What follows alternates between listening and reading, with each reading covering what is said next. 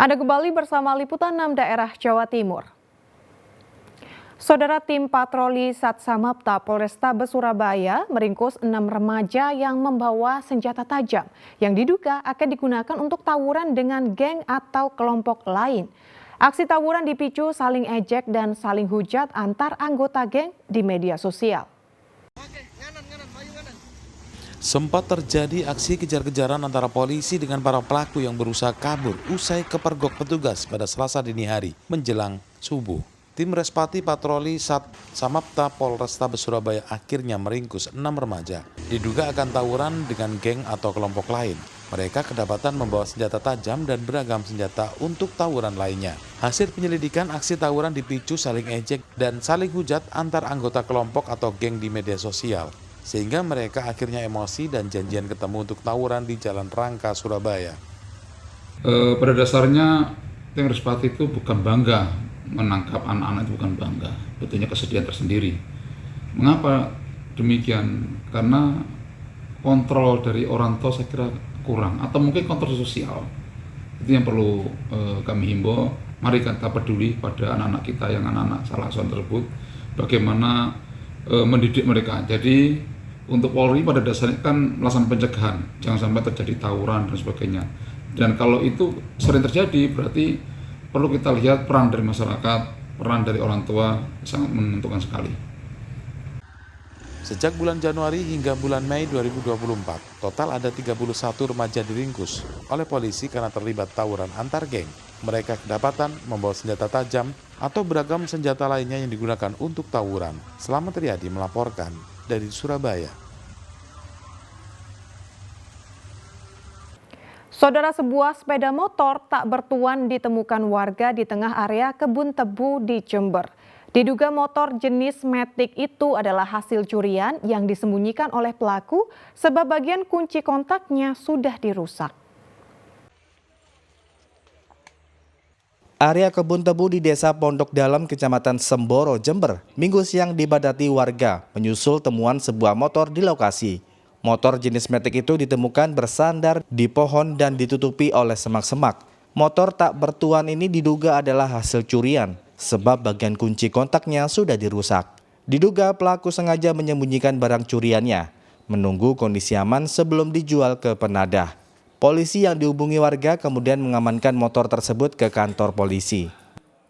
Menemukan sepeda motor satu unit Honda Beat warna merah putih dalam keadaan kunci kontaknya rusak. Ya, seperti itu di kebun tebu di pinggir rel. Ini terus selanjutnya langkah pihak polisian bagaimana? Kita tetap melakukan lidik dan tetap untuk melakukan mungkin dari warga sekitar atau warga yang lain kehilangan dari unit sepeda motor Honda Beat. Ini himbauan kepada masyarakat? Himbauan masyarakat agar lebih hati-hati dan waspada tentang kejadian curanmor. Hingga Senin sore, motor tak bertuan itu masih berada di Mapolsek Semboro. Polisi mengimbau warga yang kehilangan motor sesuai ciri-ciri yang ada, segera melapor sambil membawa surat kendaraan. Tommy Iskandar melaporkan dari Jember. Saudara, membawa 1 kg narkoba jenis sabu-sabu dari Malaysia, Samsul Arifin warga Bangkalan disergap tim Res Narkoba Polres Bangkalan di Jalan Akses Jembatan Suramadu. Untuk mengelabui petugas, sabu-sabu disimpan di perut dengan menggunakan korset. Tim Res Narkoba Polres Bangkalan dipimpin Kasat Narkoba Ibtu Kokoh Harisanjaya melakukan pengintaian terhadap seorang TKI yang baru pulang dari Malaysia.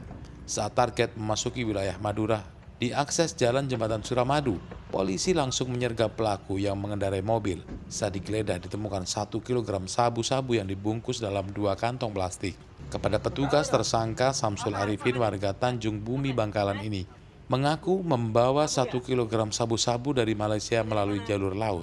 Modusnya pelaku naik kapal ikan dari Malaysia tujuan Medan, kemudian naik bus menuju Jakarta diteruskan ke Madura.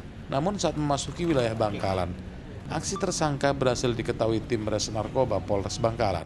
Untuk mengelabui petugas, tersangka menyimpannya dalam korset yang dililitkan di perut. Pelaku ini membawa barang haram ini berasal dari Malaysia. Malaysia yang akan dibawa menuju Madura dengan